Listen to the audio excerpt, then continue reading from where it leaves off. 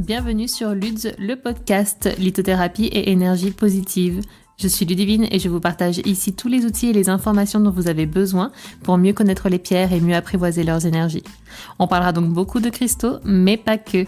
Régulièrement, vous retrouverez ici des épisodes hors série traitant de divers sujets holistiques autour de la psychologie positive, de pratiques naturelles, de l'astrologie, du développement personnel et bien d'autres choses encore. C'est parti! Bonjour à tous et bienvenue sur ce nouvel épisode autour des chakras. Nous allons parler aujourd'hui du troisième de nos 7 principaux, qui est le chakra du plexus solaire. Alors le chakra du plexus solaire, comme son nom l'indique, il se trouve au niveau du plexus. Son nom en sanskrit c'est Manipura chakra. Ses couleurs sont le jaune et l'or. Et c'est l'un de nos centres des émotions les plus importants. Voilà, dans nos chakras, on a plusieurs centres qui régissent nos émotions, 2 principaux. L'un d'entre eux, c'est vraiment le chakra du plexus solaire. Le deuxième, ce sera le chakra du cœur dont on parlera demain. Donc là, c'est vraiment les émotions qui sont stockées ici. Donc son énergie, c'est quoi? C'est notre joie de vivre, c'est notre envie de croquer la vie, c'est notre confiance en nous, c'est notre rayonnement, c'est notre charisme. Vous savez, on dit parfois des personnes sont très charismatiques, on les voit arriver, elles sont souriantes, elles sont rayonnantes. Ben voilà, ça c'est un chakra du plexus solaire qui tourne, qui fonctionne bien. Donc c'est un peu en 2 parties. Donc c'est vraiment notre confiance en nous, notre estime en nous-mêmes. Et c'est notre joie, quoi. C'est notre joie de croquer la vie, c'est le bonheur, c'est sourire de tout, c'est profiter de tout, profiter au maximum et être heureux. C'est vraiment le but de ce chakra-là. Donc évidemment, qui dit centre des émotions, dit un chakra qui est facilement déréglable, j'ai envie de dire. Donc on va voir justement comment fonctionne celui-ci. Donc quand tout va bien, vous l'aurez compris, c'est le bonheur, c'est la joie, on est équilibré, on a confiance en nous, on est rayonnant, on est souriant, on est positif, on profite de tout. Et ça ne veut pas forcément dire qu'on est sûr de nous, on est quelqu'un de très assuré dans la vie, etc. Si on l'est, forcément, c'est que ça tourne bien. Hein. Mais ce n'est pas forcément ça, c'est juste qu'on est confiant en nous-mêmes, on ne se pose pas trop de questions, on y va, on est heureux. Et on est ancré en fait dans notre personnalité, on sait qui on est et on profite de la vie. En revanche, quand ce chakra est un peu enroué, tourne pas très bien, vous l'aurez compris, on a un gros manque de confiance en nous à ce moment-là. C'est lorsqu'on a une baisse d'estime de nous-mêmes, lorsqu'on est triste, quand on a peu justement de charisme. Vous savez, on dit souvent ces gens qui ont la tête un peu baissée, qui veulent pas trop déranger. Bon ben voilà, là on manque de confiance clairement, on manque de rayonnement. Donc là c'est un chakra qui va être un peu enroué. C'est broyer du noir, voir tout de manière assez négative. Tout se passe bien, mais on trouvera toujours un problème à la situation. Vous savez, on a ceux qui voient le verre toujours à moitié plein. Là, c'est un bon chakra du plexus solaire qui tourne. Et puis ceux qui le voient toujours à moitié vide, même quand ça va bien, ils se doutent qu'il y a un truc qui va arriver. Et puis voilà, ça va tout mettre en l'air. Là, clairement, le chakra, il est enroué. Il faut mettre un peu d'huile, quoi. Hein. Il faut sourire à la vie et il faut y aller. Ça peut être aussi de ressentir ce qu'on appelle le syndrome de l'imposteur. C'est savoir qu'on sait, c'est savoir qu'on a la connaissance, on a les capacités, on maîtrise, on connaît, mais on ne se sent pas légitime. C'est mais pourquoi moi je devrais parler de ça? C'est soit parce qu'on n'a pas le diplôme associé par exemple, mais on a travaillé dans le milieu depuis des années, donc le diplôme finalement c'est un morceau de papier. Vous avez pratiqué, vous savez faire, ou alors vous avez vécu quelque chose, vous voulez le transcrire, vous l'avez vécu, vous pouvez en parler, vous pouvez communiquer. Mais voilà, c'est se sentir un peu jamais à sa place et avoir peur d'être une imposture pour X raisons et ne pas se sentir légitime à partager un sujet, une idée, à partager quelque chose avec les autres. Pour vous donner un exemple, quand je vous parle à la fin des chakras, souvent je dis, pour certaines pierres, on dit que. Le on, c'est pour un peu se cacher voilà, derrière un petit bouclier. Le on est plusieurs à le dire. Bah non, là, dans mon cas, par exemple, ce que je vous dis sur les pierres, c'est moi qui le dis. Ça n'engage que moi. D'autres personnes vous diront peut-être autre chose parce que ce sont mes ressentis. Alors oui, quand je vais vous parler de minéralogie ou que je vais vous parler de généralité d'une pierre qui est très connue, où on est tous d'accord à dire que bah voilà, sa qualité première, c'est celle-ci. Oui, c'est on. Le on, il passe. Mais quand je me réécoute, par exemple, et que j'entends que je vous dis tout le temps, on l'appelle comme ça, on dit qu'elle fait ça, ben non, c'est pas on, c'est moi. C'est juste qu'il faut que j'arrive à dire je. Mais voilà, parce que j'ai l'impression encore dans ce qui est ancré en moi, que voilà, il faut être un chaman, avoir pratiqué depuis des siècles, avoir un certain âge et être complètement déconnecté de tout ce qui est superficiel pour parler de la spiritualité. Alors que moi-même, je vous dis l'inverse. C'est pas ce que je pense. Mais voilà, quand on a dans ce chakra quelque chose qui est un peu ancré, bah voilà, c'est des croyances qu'on a depuis longtemps, c'est difficile encore une fois de les purifier, mais ce qui fait que justement, bah on se sent un peu imposteur, c'est ce syndrome de l'imposteur comme on dit, on se sent pas légitime. Donc ça c'est évidemment un chakra qui est un peu déréglé ou en tous les cas qui mériterait d'être purifié pour enlever toutes ces croyances limitantes une bonne fois pour toutes. Un dérèglement aussi, c'est quoi? C'est manquer de confiance, mais dans le sens ne pas oser s'exprimer, ne pas oser briller. C'est vraiment se dire, ok, j'ai envie de faire ça. Moi, ce que j'aime, ce qui m'anime, c'est ça. Déjà, c'est bien de savoir ce qu'on aime, mais on n'ose pas. On n'ose pas s'exprimer, on n'ose pas prendre sa place, on n'ose pas faire ce qui nous plaît réellement parce qu'on a peur du regard des autres, on a peur du jugement des autres. Moi, par exemple, là, je viens d'ouvrir mon podcast sur la spiritualité. Bah oui, imaginez ce que ça a pu faire parler dans ma vie très incarnée dont je vous parlais. Bah oui, et alors, moi, au moins, je fais quelque chose et je fais quelque chose que j'aime. Donc, c'est 2 piliers que les gens ne feront la plupart du temps pas, que moi-même, je ne faisais pas non plus d'ailleurs. C'est-à-dire faire quelque chose déjà, créer quelque chose et en plus le faire par rapport à quelque chose qu'on aime réellement et oser le faire. Et encore une fois, les gens très très souvent vont en parler mais vont en parler en bien. On sous-estime très souvent notre cercle en tout cas, à quel point il peut être bienveillant envers nous, à quel point il peut se réjouir de ce que l'on fait, trouver ça bien, trouver ça chouette, ça peut les inspirer aussi à eux faire quelque chose par eux-mêmes, quelque chose qui leur plaît. Et oui, il y en aura toujours pour dire quelque chose, mais voilà, très souvent ces gens-là, c'est pas ceux qui justement osent eux-mêmes faire ce qu'ils aiment et faire ce qui leur plaît aux yeux de tous. Et voilà, c'est très dommage et c'est une sorte de dérèglement de ne pas oser. Et à l'inverse, c'est un dérèglement de critiquer. Parce que quand on critique, mais c'est souvent que de notre côté, nous, on fait pas grand-chose. Donc oui, on critique parce qu'au fond, peut-être qu'on aimerait faire quelque chose, pas du tout forcément ce que la personne fait, peut-être ça serait quelque chose de complètement différent, mais nous, on est dans notre coin et on n'ose pas trop. Donc quand quelqu'un ose, ça nous dérange un peu parce que mince, ça vient mettre en exergue que nous, on n'ose pas malheureusement. Ça peut être également les personnes qui sont très très très rigides. Donc là, elles ont leurs petites habitudes à telle heure, tout à la journée est vraiment millimétré au cordeau. Par exemple, ça va être à telle heure je fais ça, à telle heure je mange ça, à telle heure je fais ça, tel jour je fais ça. Et il est hors de question de déroger à la règle. Aucune adaptabilité. Et là, évidemment, c'est très très bien d'avoir des routines parce que ça structure une vie, que ce soit professionnellement, personnellement, spirituellement. Enfin voilà, ça vous permet d'avoir une ancre et d'avoir un quotidien qui est rodé et de faire certaines choses de manière automatique et d'avoir une structure. Mais il faut garder une part d'adaptabilité parce que voilà, il y a toujours l'inconnu qui va venir s'inviter à la fête pendant la journée et qui va venir un peu tout chambouler. Et il faut être capable de rebondir parce que si on n'a pas d'adaptabilité, si on est trop rigide, quand on a un imprévu qui nous tombe dessus, on va être démuni, on va pas savoir quoi faire. Donc c'est important d'avoir des routines, mais c'est important de pouvoir être adaptable également. Donc là, je donne l'exemple des routines d'une personne qui a un emploi du temps millimétré et qui veut pas y déroger, mais ça peut être autre chose d'être très rigide, ça peut être d'avoir des opinions très arrêtées. Telle personne est comme ça et c'est sûr, c'est certain et elle peut pas changer. Tel type de personne va agir comme ça et c'est sûr, j'en suis certaine, il n'y a pas d'exception à la règle. Voilà, c'est vraiment des idées qui sont très très très arrêtées et qui sont des personnes à qui on a du mal à faire comprendre que faut ouvrir un peu son esprit, il faut essayer de dialoguer avec les autres et de comprendre que, encore une fois, là, c'est un peu parfois la vérité qui n'est pas universelle ou alors qu'il faut s'ouvrir un petit peu, voilà, se détendre et garder une part d'adaptabilité, encore une fois, dans son quotidien. Un dérèglement, ça peut être aussi quelqu'un... les personnes qu'on surnomme assez facilement les drama queens. C'est quelqu'un qui va être vraiment dans l'exagération, dans le drame, toujours de ce qui lui arrive. Vous allumez la mèche un peu rapidement en parlant d'un sujet. Ah bah oui, non mais ça lui est arrivé fois 1000 d'ailleurs, c'était bien pire.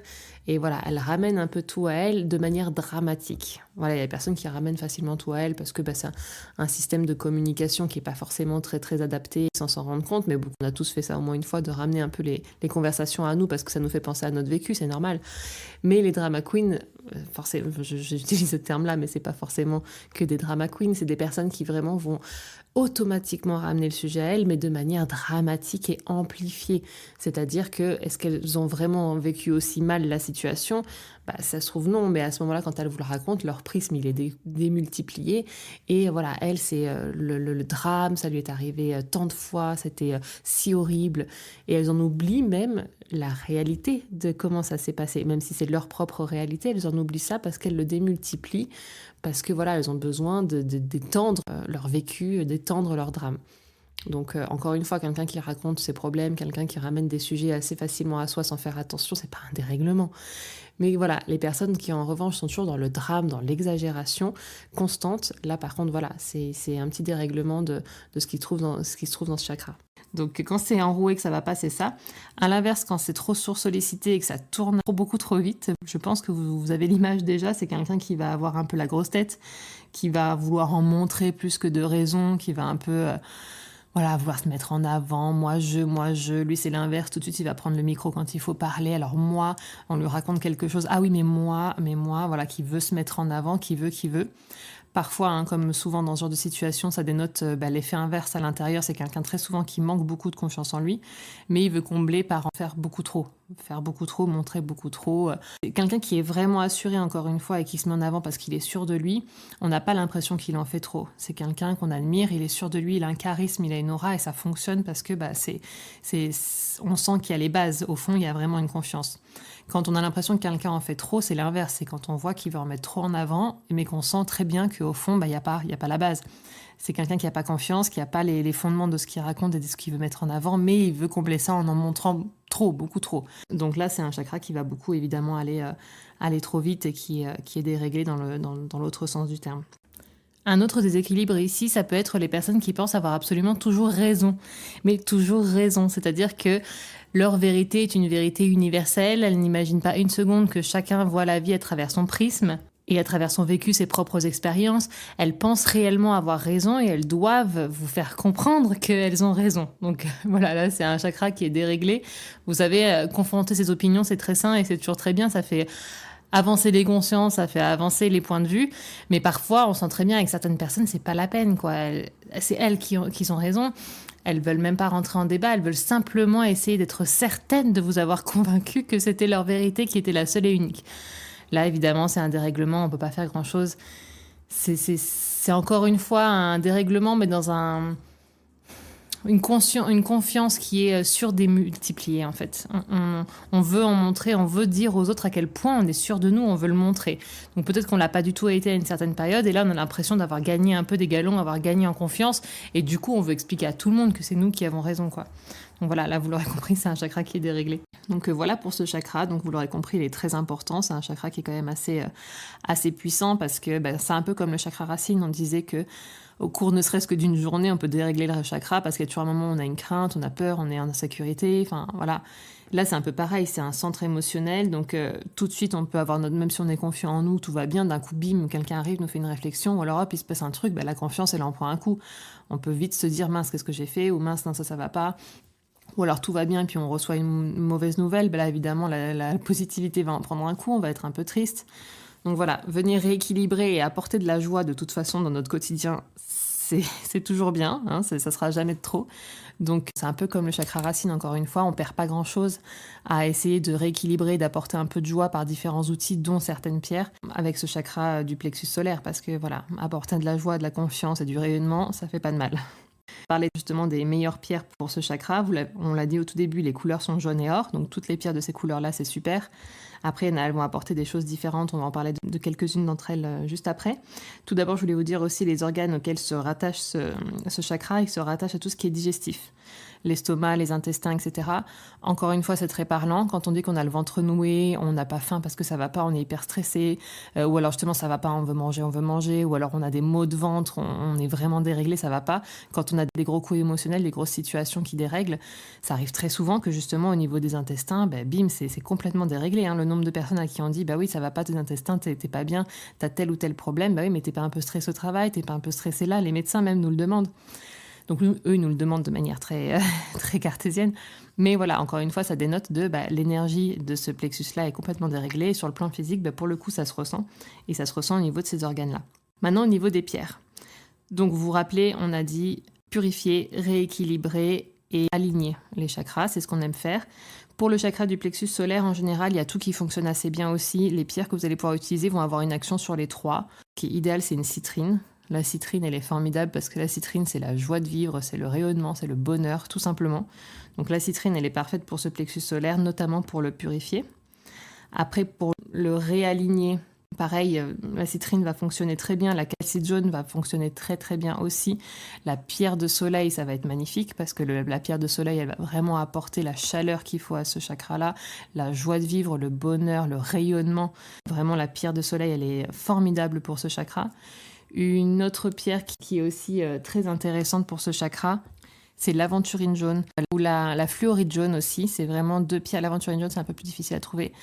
On va plutôt parler du coup de la fluorite jaune. La fluorite jaune, elle est vraiment très intéressante parce qu'elle va venir apporter un rayonnement assez fort et ça va communiquer assez facilement dans tout le corps énergétique. Donc pour le réalignement, justement, ça peut être assez intéressant. Et ce qui est aussi très très bien pour notre centre, c'est un centre de joie et aussi ça communique très facilement avec le chakra sacré. Donc c'est pas la créativité, mais c'est l'envie de faire aussi, c'est l'envie de profiter. Ce qui est assez intéressant pour ce chakra, c'est la pyrite.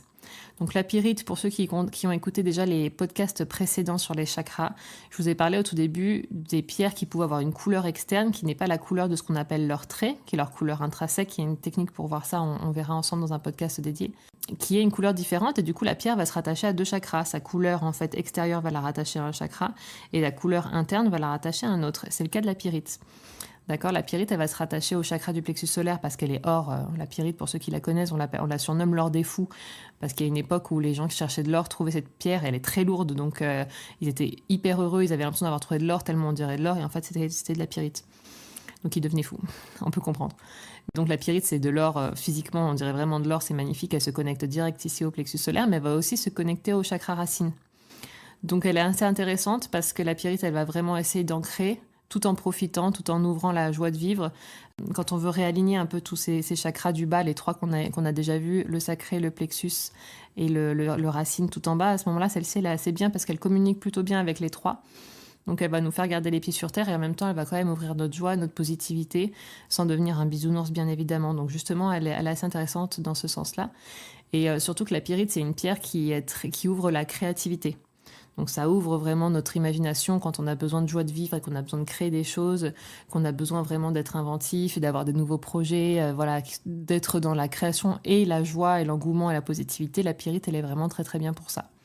Elle a beaucoup de particularités, la pyrite, j'en parle beaucoup dans le livre, dans sa fiche dédiée et aussi déjà sur un post Instagram, je vous invite à aller voir si vous souhaitez. C'est une pierre qui est pleine de vertus et qui est très intéressante. Donc voilà pour les pierres principales du plexus solaire. Encore, vous l'entendrez partout, n'importe qui vous parle du plexus solaire va vous parler de la citrine, de la pierre de soleil et de la pyrite. On a aussi rapidement parlé de l'aventurine jaune, mais là c'est difficile à trouver, et de la fluorite jaune qui elle est intéressante pour fluidifier les énergies dans tous les corps énergétiques. D'ailleurs, si on pouvait en rajouter une dont on n'a pas parlé, mais qui est extraordinaire pour ce chakra et dont on entend pourtant beaucoup parler encore une fois en lithothérapie, ça va être l'œil de tigre. L'œil de tigre, pourquoi ? Parce que c'est la puissance, c'est la confiance. On l'appelle œil de tigre parce qu'elle contient vraiment les vertus de l'animal en lui-même, donc c'est-à-dire la force, la puissance encore une fois, et la grande confiance en soi. Donc là, si on a un chakra qui est déréglé parce qu'on manque de confiance, l'œil de tigre, c'est parfait. Vraiment, ça vous aide à reprendre vos bases et reprendre confiance en vous. Donc voilà, c'est déjà pas mal, autant de pierres pour un chakra aujourd'hui. Encore une fois, toutes celles qui sont jaunes et or pourront s'y rattacher et vous aider à travailler sur ce chakra du plexus solaire, un chakra qui a besoin de vous, parce qu'on a besoin de joie de vivre, on a besoin de positivité, on a besoin de rayonnement et de confiance en nous, d'accord, on le mérite. Donc j'espère que les informations qu'on aura vues aujourd'hui, encore une fois, vous apporteront quelques clés. Et je vous dis déjà à demain pour le prochain podcast sur notre chakra. On va monter dans notre 2e centre des émotions, qui est le chakra cœur. Gros sujet demain. Allez, je vous souhaite une bonne journée. Bye.